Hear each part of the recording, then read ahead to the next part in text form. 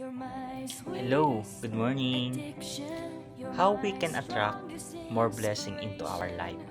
Paano ba mas magiging maganda or mas maraming blessing ang dumating sa atin?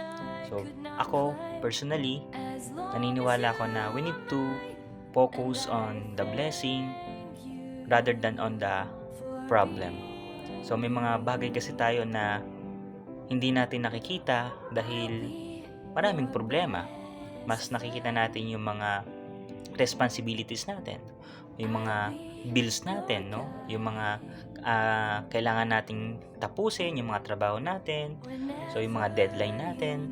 So we tend to forget yung small blessing na meron tayo everyday. So mahalaga na mag-focus tayo sa maliliit na bagay na meron tayo, yung mga small blessing, no?